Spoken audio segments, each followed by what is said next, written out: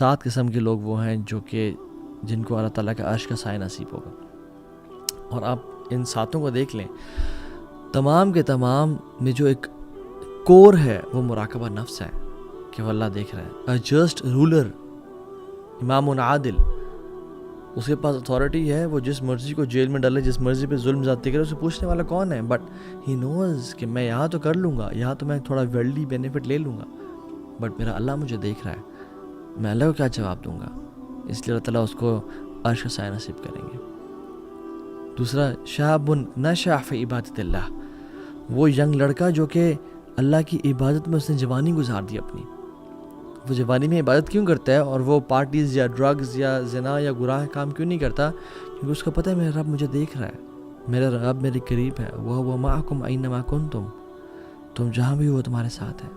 تیسرا, وہ شخص جس کا رجل قلبہ معلق فی المسجد, جس کا دل مسجد میں نہیں ہے بلکہ جس کا دل مسجد میں لٹک رہا ہے. دل اس کے چیسٹ میں ہی ہے بٹ میٹافورکلی اس کا دل مسجد میں لٹک رہا ہے کہ he always wants to go back to مسجد بیکاز ہی نوز کہ there is where Allah is, that place is where Allah از.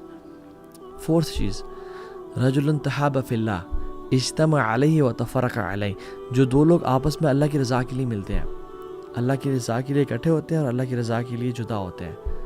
ان میں بھی یہ کیوں آپس میں مل رہے ہیں؟ کوئی ورلڈلی بینیفٹ تو نہیں ہے, کوئی بزنس ٹرانزیکشنز یا کوئی اور لالچ تو نہیں ہے, آلدو یہ آپس میں کام آتے ہیں ایک دوسرے کے, بٹ اللہ کی رضا کہ میرا اللہ مجھے دیکھ رہا ہے. 5واں شخص, کہ جو شخص ٹیمپٹیشن کو, کسی نے منصب اور عہدے والی اور جمال والی خاتون نے اس کو زنا کی دعوت دی, اس کے پاس اپرچونٹی تھی اور وہ گناہ بھی چھپ جاتا, وہ گناہ کو چھپا دیا جاتا, بالکل انڈر دا ٹیبل ڈال دیا جاتا, بٹ اس نے کیا کہا؟ اخاف اللہ, کہ میرا رب مجھے دیکھ رہا ہے, مجھے اللہ سے خوف آتا ہے کہ میں اپنے رب کو کیا جواب دوں گا جا کے. 6واں, وہ شخص جس نے ایک دائیں ہاتھ سے مال دیا اور اس کے بائیں ہاتھ کو پتہ نہ چلا, یعنی اتنے سیکریٹلی دیا, سیلفیز نہیں لی, ویڈیوز بنا کے نہیں ڈالی کہ میرا رب مجھے دیکھ رہا ہے, میں نے جس کو دکھانا ہے اس نے دیکھ لیا, بس میرے لیے کافی ہے, مجھے اور کچھ نہیں چاہیے. اور 7واں, وہ شخص ذکر اللہ خالیا ففاضت عینہ, جس نے اکیلے میں اللہ کو یاد کیا. یہ کسی بریک اپ کی وجہ سے نہیں رو رہا, یہ کسی فائنینشیل لاس کی وجہ سے نہیں رو رہا, یہ رو رہا اس لیے ہے کہ میں نے اپنے رب سے کل ملنا ہے اور میرے گناہ بڑے ہیں, یا اللہ مجھے معاف کر دیں. اپنے رب کی پریزنس کا احساس ہونا. 7 لوگ, ان کی جو کیٹیگری ہے, ان کی جو کور ہے وہ یہی ہے کہ اللہ دیکھ رہا ہے. 4تھا گفٹ جو کہ بڑا امیزنگ ہے اور جس کو ہم بولتے ہیں فراسہ. It is a divine light. It is a sixth sense. It is an inspiration. وہ کہتے ہیں نا کہ یہ بڑا فراست والا انسان ہے. اللہ سبحانہ و تعالیٰ اس شخص کو جو کہ یہ جانتا ہے کہ میرا رب مجھے دیکھ رہا ہے اور گناہوں کو چھوڑتا ہے, اس گفٹ سے نوازتے ہیں. اس کو لوگوں کی پہچان, اس کو صحیح غلط کی پہچان ایک ڈیوائن وے سے ہونے شروع ہو جاتی ہے. اس کا مائنڈ اتنا ڈومینیٹ ہو جاتا ہے اس تھاٹ سے کہ وہ ایک اس کا اوپینین بن جاتا ہے اور پھر وہ بھی ڈیسیژن لیتا ہے. اسی لیے تو فراسہ اور فریسہ بولتے ہیں پرے اینیمل کو, کہ جس پہ جب لائن ایک شیر جھپٹا مارتا ہے اور پکڑ لیتا ہے اور اس کو بالکل اندر دبا لیتا ہے, تو فراسہ از اے تھاٹ فرام اللہ سبحانہ وتعالیٰ جو کہ اس کے بالکل مائنڈ کو آکوپائی کر لیتی ہے اور وہ اس کا اوپینین بن جاتا ہے, ایز اف اٹ از دل میں ایک طرح سے اللہ کی طرف سے بات کا آ جانا.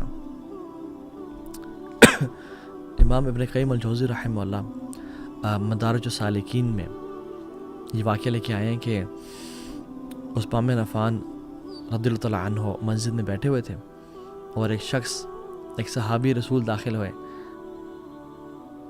وہ کہتے ہیں, خود نریٹ کرتے ہیں کہ میں جب مسجد آ رہا تھا تو میری خاتون پہ نظر پڑ گئی اور جس طرح نظریں نیچے کرنی چاہیے تھی میں نہیں کر سکا اور آئی لکڈ ایٹ ہر, اور مجھ سے غلطی ہو گئی.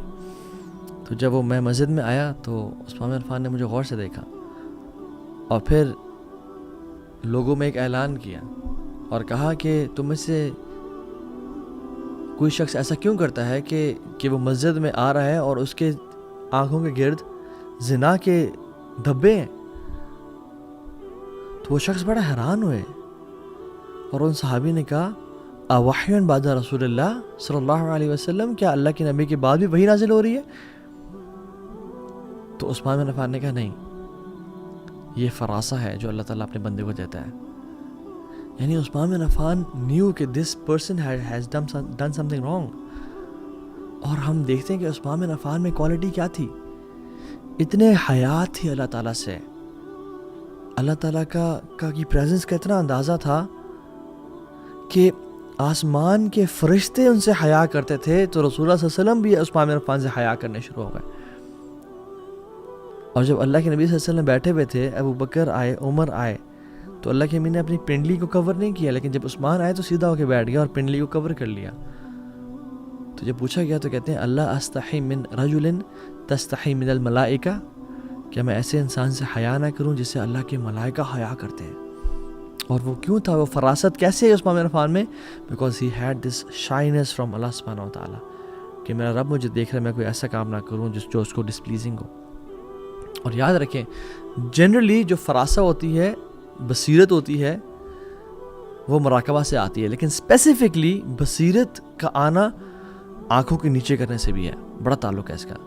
جو شخص اپنی آنکھوں کو نیچے جھکاتا ہے، اللہ تعالیٰ کی طرف سے اس کو ایک خاص نور ملتا ہے بصیرت کا.